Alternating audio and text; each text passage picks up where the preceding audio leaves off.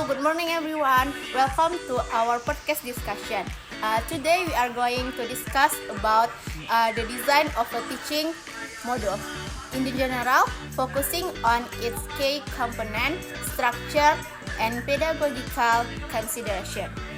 Okay, let me introduce myself. My name is Kristi Mayandi. My name is Faruk Alasil. My name is Fatoni Gabula. My name is Ahmad Rafiki. My name is Yuskita Sari. To start our discussion, let's look at the foundation of any teaching module, which is learning objective. I will ask a question to Faruk. Faruk, why are clear learning objective and indicators essential component in designing a teaching module? Clear learning objectives and indicators are essential because they provide direction and focus for the entire teaching and learning process. Learning objectives explain what students are expected to achieve by the end of the lesson outcome, while indicators make use objective measurable and observable. Without clear objective, teaching activities may become random and disconnected from learning outcomes. Indicators help teachers decide what content to teach, what activities to design, and how, and indicators ensure alignment between goals, teaching methods, materials, and assessment. That explanation shows how important objectives are. Now, let us move to teaching strategies and stage. Fristi, how do teaching stage or learning procedure contribute to the effectiveness of a teaching model? Teaching stages help organize learning into a logical and systematic sequence. By dividing the lesson into stages such as pre-teaching, main activities, and post-teaching, teachers can scaffold student learning gradually. Each stage has a specific function. Pre-teaching prepares students mentally and cognitively. Main activities focus on skill development and practice.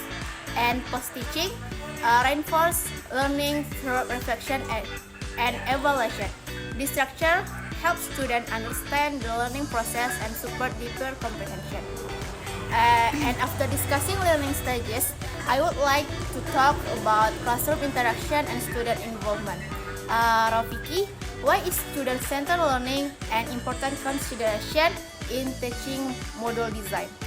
Student-centered learning is improvement because it actively involves students in the learning process rather than positioning them as passive receiver of information. When a model is designed with student-centered principles, students have more opportunity to interact, collaborate, and express their ideas. This approach increases motivation, confidence, and autonomy. Students learn not only from the teacher but also from their peers.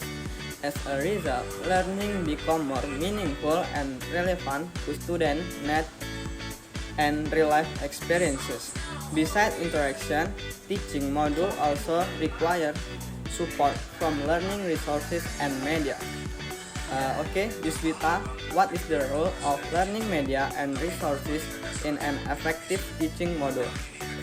Rafiki, learning media and resources play an important role in supporting students' understanding and engagement. Media such as pictures, videos, or digital tools can help clarify concepts and present information in more interesting ways. Appropriate resources also accommodate different learning styles. When students are exposed to varied media, learning becomes more interactive and accessible. Therefore, media and resources strengthen the effectiveness of teaching modules and improve learning outcomes. Next, we have talked about objectives, strategies, and media. Now, I would like to focus on assessment.